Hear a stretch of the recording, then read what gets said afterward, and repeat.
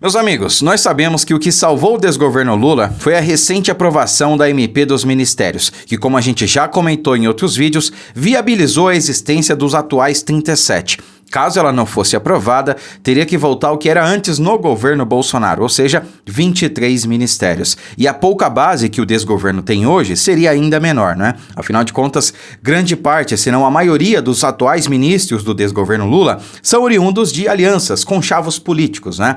E se dos 37 reduzisse para 23, bom, o desgoverno simplesmente iria acabar, né? Realmente não ia ter como se sustentar mais. E com muito custo, com articulação ali de Arthur Lira e tudo mais, o desgoverno conseguiu, aos 48 do segundo tempo, aprovar a MP dos ministérios. Ela virou lei, né? E até o final dos 4 anos aí, o mandato do Lula, ela vai ficar valendo. E eu sinceramente espero que não dure até lá, né? Se Deus quiser, a gente tira o Lula antes e vai haver aí uma dança das cadeiras. Mas o Lira, inclusive, depois disso, mandou recado pro Lula, né? E pro desgoverno. Olha, essa foi a última cartada, hein? Agora vocês que andem com as próprias pernas, vocês vão ter que se virar para aprovar as medidas que interessam para vocês. Foi a última vez que eu me meti para articular, para aprovar alguma coisa que interessa ao desgoverno. Aliás, isso só foi articulado pelo Lira porque também interessava a ele. O PP ficou com alguns cargos, né? Uma ala grande ali do Centrão, a qual o Lira compõe, ficou com muitos cargos, então era de interesse dele aprovar essa MP dos ministérios. Caso não fosse do seu interesse, meu amigo, a coisa ia ser muito diferente, tá? De qualquer maneira, meus amigos, acaba de surgir uma bomba nessa história, algo que simplesmente pode mudar tudo, né? Então, o Novo entrou com uma ação no STF, alegando que a medida provisória já havia sido caducada, né? Então, eu lembro a todos que se a medida provisória for caducada, se o Congresso não votar em tempo hábil, né, ela tem um período ali para ser votada, ela simplesmente perde o seu efeito, o governo não pode editar uma nova medida provisória na mesma legislatura, ou seja, perde o efeito e vai ter que voltar a ser o que era antes, né? Então, dos 37 ia ter que reduzir para os 23 do governo Bolsonaro, né? Então, eles ingressaram com essa ação e se for acatada pelo STF, o que acho difícil, né? A gente sabe que a lei não tem sido referência para nada, mas se for acatada, meus amigos, olha, muita coisa vai mudar. Não só no desgoverno, mas também no Congresso, porque isso passou pela Câmara e pelo Senado.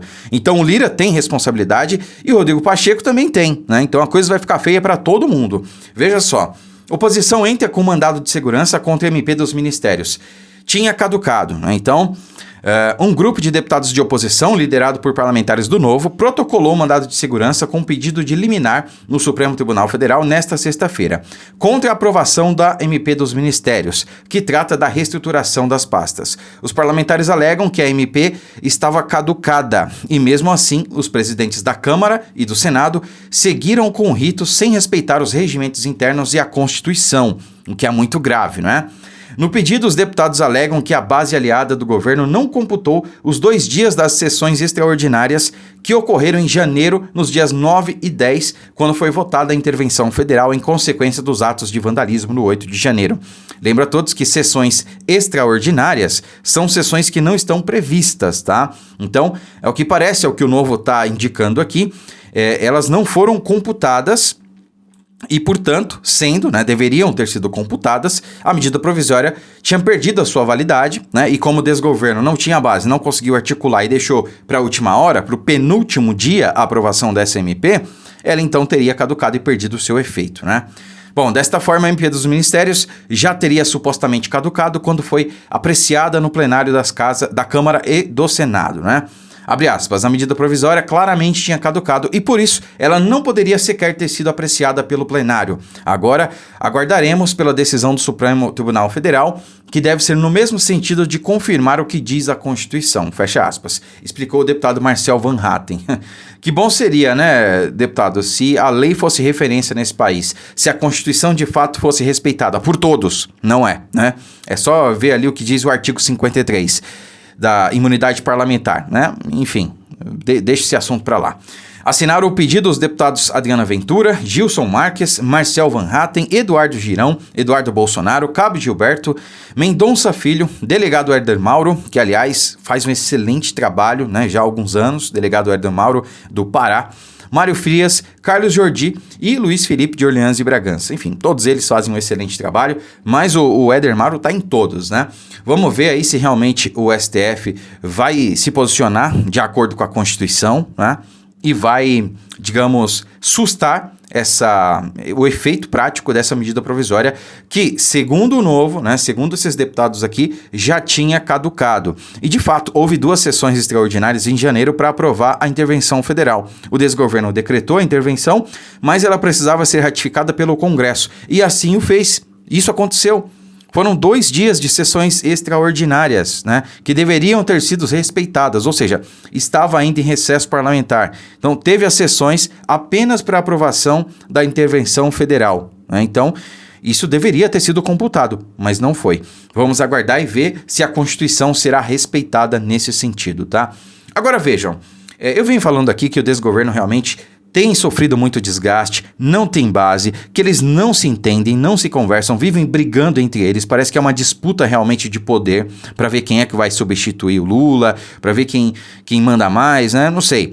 De qualquer maneira, a coisa não tá muito bem lá no desgoverno, não tá muito bem no PT, né? Lamentavelmente, porque eu não torço contra o meu país. Eu queria que o desemprego tivesse caindo, que a inflação também e tudo mais, mas infelizmente não é o caso, né? E a gente vê isso claramente porque houve um pedido de impeachment, embasado principalmente na vinda do ditador Maduro aqui para o Brasil, especificamente porque ele foi recebido com honras militares, tapete vermelho e tudo mais, né? Honras de chefe de Estado pelo Lula, tá? Então isso aí feriu, olha, todo o nosso ordenamento jurídico, porque a gente estendeu um tapete vermelho para um ditador, para um narcoditador que é procurado internacionalmente, né?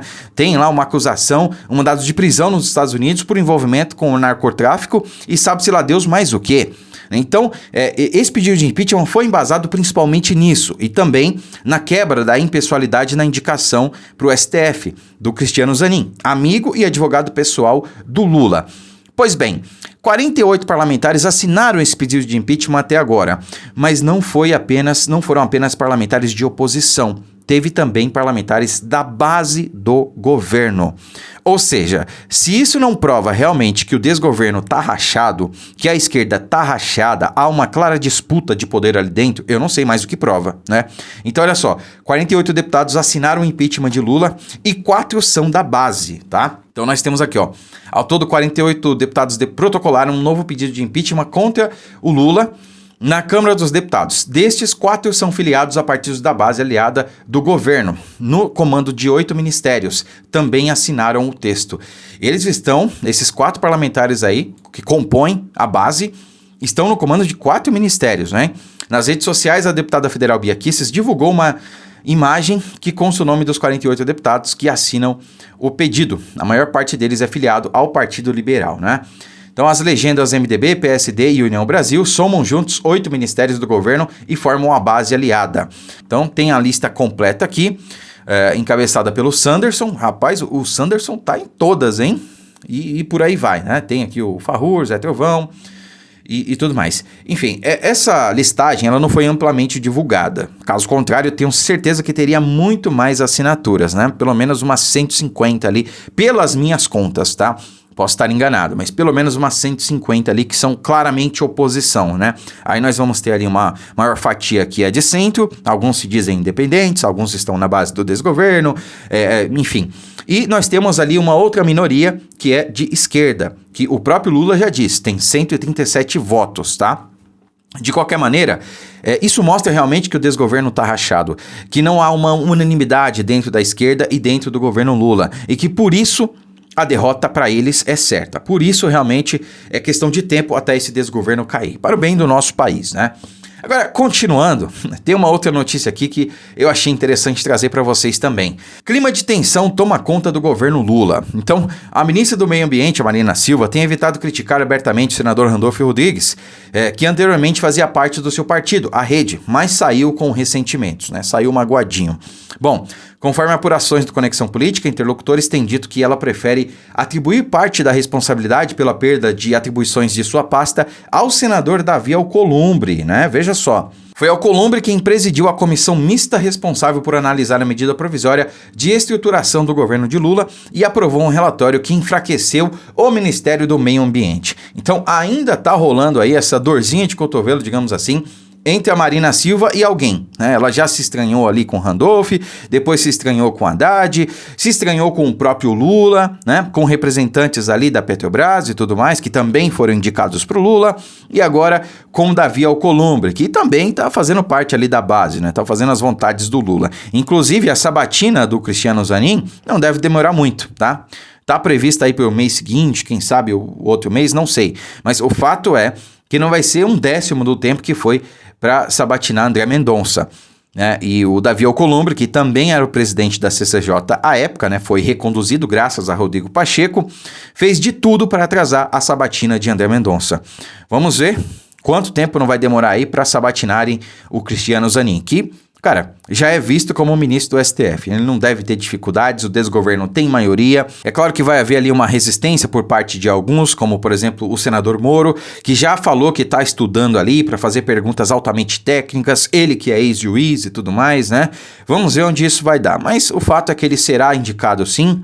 Deve ser diplomado já no final desse mês, quem sabe no mês que vem, não sei. Mas o Zanin tomando posse como ministro do STF no final desse mês ou no mês que vem e tudo mais, não importa. O fato é que nós temos que torcer para que o STF faça valer a Constituição, revogue essa medida do Congresso, essa MP dos ministérios, né, que foi aprovada pelo Congresso, e o desgoverno volte a ter os 23 ministérios, para que o nosso dinheiro volte a ser respeitado. Afinal de contas, a maioria dos ministérios que estão aí foram criados apenas para empregar a companheirada, né? Para colocar ali os conchavos políticos do desgoverno para que ele tenha a base e aprove as suas medidas. Essa é a questão. Então vamos torcer realmente para que o STF faça valer a Constituição e que a justiça seja feita. Curta, comente, compartilhe o vídeo, fiquem com Deus e até a próxima.